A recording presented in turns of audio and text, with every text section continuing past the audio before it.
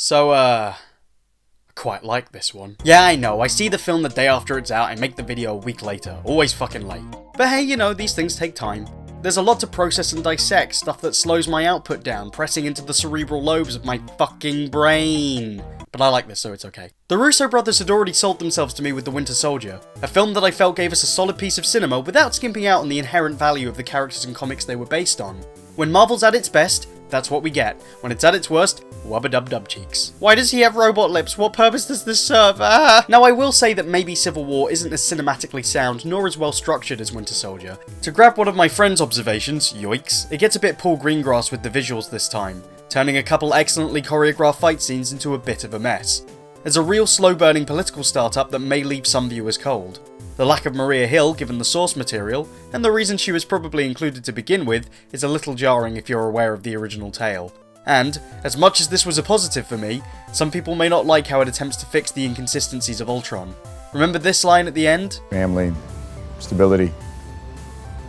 Guy who wanted all that went in the ice 75 years ago. I think someone else came out.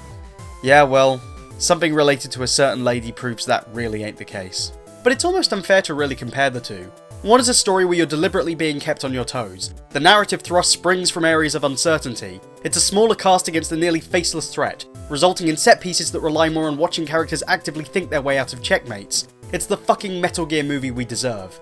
This story is much more about a ticking clock, where the pieces are all laid out for the audience before the inevitable explosion occurs. You know what's coming, but you don't know exactly how. There is a mystery that plays behind it all, but it serves a very different role in the manipulation of both sides of the conflict. Though the Metal Gear imagery keeps on coming, I tell you, it's only a matter of fucking time. Now, the original Civil War comic is widely mocked, but I understand the appeal of the concept and I get why specific moments from the story made the impact they had, beyond the obvious headline grabbers.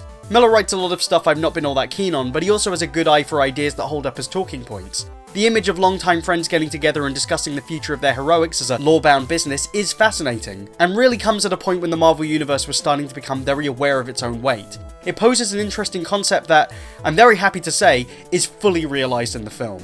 What's even more impressive is that, on top of this, the film packs in a whole bunch more stuff that feels totally in sync with the main flow of the narrative. We have Wanda and Vision's romance, as well as both of them grappling with their own sense of self. Black Panther arcs from vengeful warrior to bipartisan overseer, taking his first steps from naive, angry son to considerate leader and king.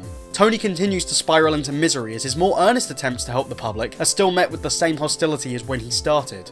And of course, we see one man's need to control the uncontrollable elements of his life. More on that in a future video.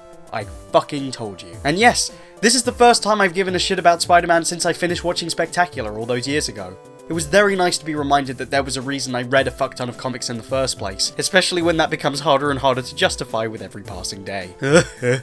Now, Ultron and Ant-Man were not outright failures in proving the studio's mettle last year, but I now think I have a better grasp of Marvel's restructuring after the internal positive reaction for Winter Soldier. The problems they encountered came from an unsteady future without a clear creative vision, thanks to tensions from untested friendships and committees. Nobody expected this to get as big as it did. Favreau rejoining the gang suggests a stability that may not have been apparent to him before. I've seen people criticise Marvel for not allowing creative control, when it seems clear that they too have been worried about the future of their projects. Was it that Joss Whedon and Edgar Wright were outright censored, or that the unexpected monolith they were creating work under was in need of some housekeeping? Can we really condemn them in the mere space of a year when they gave James Gunn and the Russos so much freedom once they'd given them the chance to impress audiences? Judging by the impressive direction of Civil War, I'm leaning in favour of their future. It would have been so easy for this to be an advert for new movies, and don't get me wrong, that has totally happened, but the tail doesn't wag the dog. This is a movie you can market perfectly, but it doesn't take away from the appreciation of the story being told, nor the polish of the craft on display here from everyone involved. They turned something so huge into something so personal. I couldn't be happier that the Russos are handling Infinity War, and I can't wait to see how they throw everyone off guard again when it happens. Not gonna lie, I'm hype. Yeah, take that DC, you fucking herpy-ridden sons. Oh, no, that's interesting. Okay, that's good. These are good things, I like those.